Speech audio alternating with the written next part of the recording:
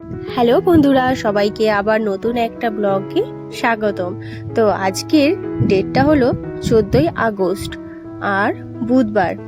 এখন বাজে সকাল 11টা। আর সকালে থেকে কিছুই শেয়ার করতে পারিনি, কারণ আজকে আমাদের ছোট্ট পাপানের বার্থডে। হ্যাঁ, তার জন্য সবাই সকাল সকাল চলে এসেছি পুজোর জন্য একটা মন্দিরে। তো মন্দিরে দেখো, এখানটার মন্দির এতটাই পুরনো আর এখানে আশেপাশে এতটা উন্নত নয়। হ্যাঁ বন্ধুরা, তো তোমরা দেখতে থাকো।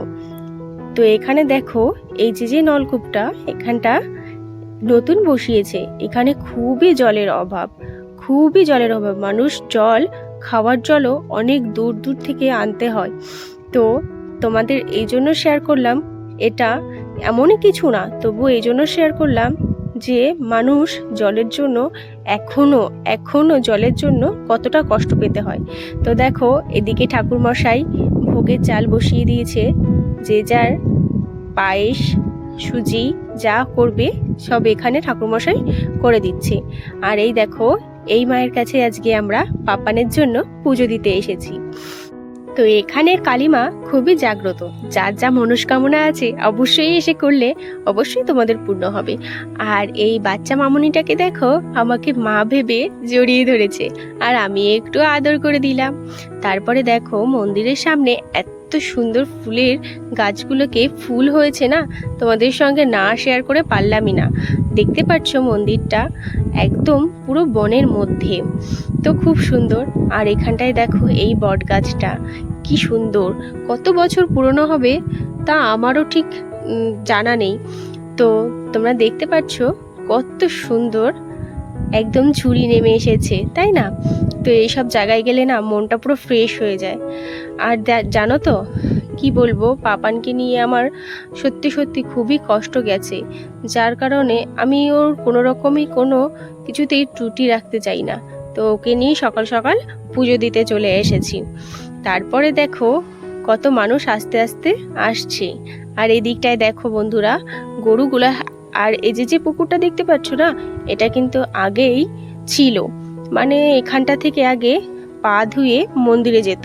তা ওখানটায় যে নলকূপটা বসিয়েছে, যার কারণে এখানে আর বেশি একটা আসা হয় না, যেহেতু বাচ্চা নিয়ে মানুষ পড়ে যায়।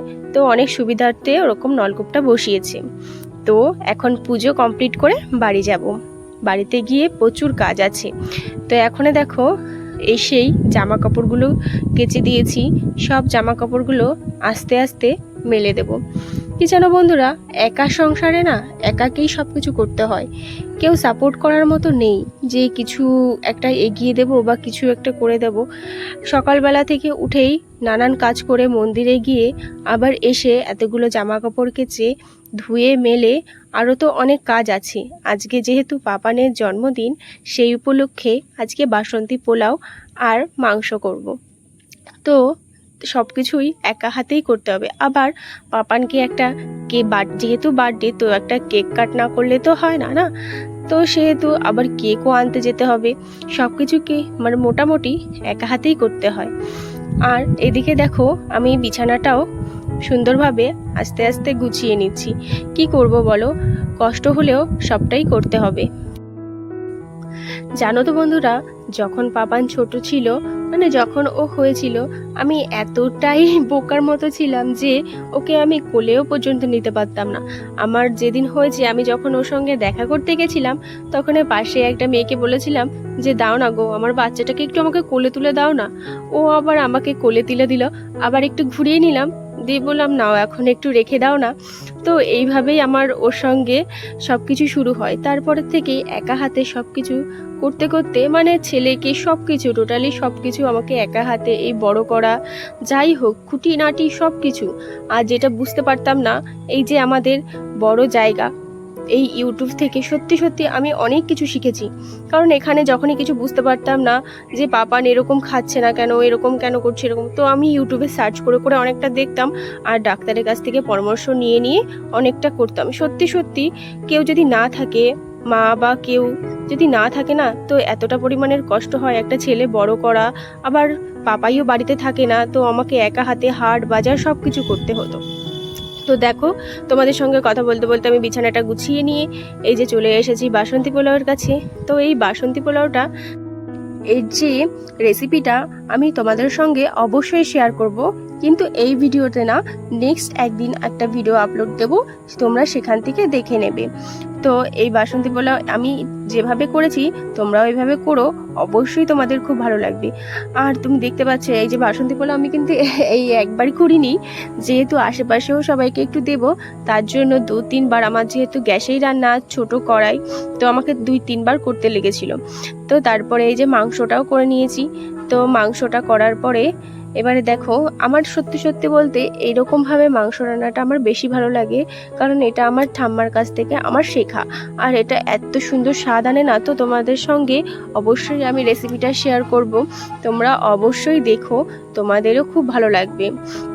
তো দেখো বাসন্তী পোলাওটা দেখতে কতটা সুন্দর লাগছে, তাই না? তো সত্যি সত্যি তোমরা দেখে নিও, ভিডিওটা আমি অবশ্যই দিয়ে দেবো। নিজের সব কিছু আসলে নিজেকে দেখানোর মতো কেউ ছিল না, তো আমি সব কিছু কিন্তু ইউটিউব থেকে দেখে দেখেই সব কিছুই শেখা। আমার বলতে গেলে ইউটিউব থেকেই আমার সব কিছু শেখা। তো আমি নিজের মানে কি বলবো, কারোর কাছ থেকে কোনো সাহায্য না নিয়েই মোটামুটি ঘরের কাজের থেকে শুরু করে সবটাই একা একা শিখেছি। তোমরাও এই ট্রিকটা অ্যাপ্লাই করতে পারো। যদি তোমরা কিছু না জানো তো ইউটিউবে অবশ্যই সার্চ করো, তোমাদের কোনো না কোনো রাস্তা বা কোনো না কোনো উত্তর ঠিক পেয়ে যাবে। তো দেখো, এটা হলো পাপানের কেক। তো কেকটা আমার খুবই ভালো লেগেছিল। আর একটা কেক ছিল সাদা কালারের, কিন্তু আমি ওটা আনিনি। তারপরে দেখো এই যে পাপানকে আমি আশীর্বাদ করছি, আর পাপানের দিক থেকে কেক খেয়ে যাচ্ছে সমানে একা একা।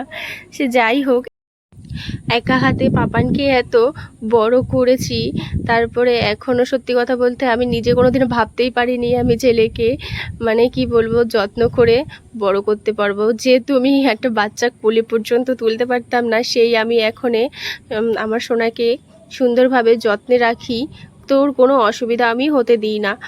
সে যাই হোক, তো এখনে দেখো রাত্রির বাজে এখনে 11:30, আর পাপান এখনও বেলুন নিয়ে খেলা করছে।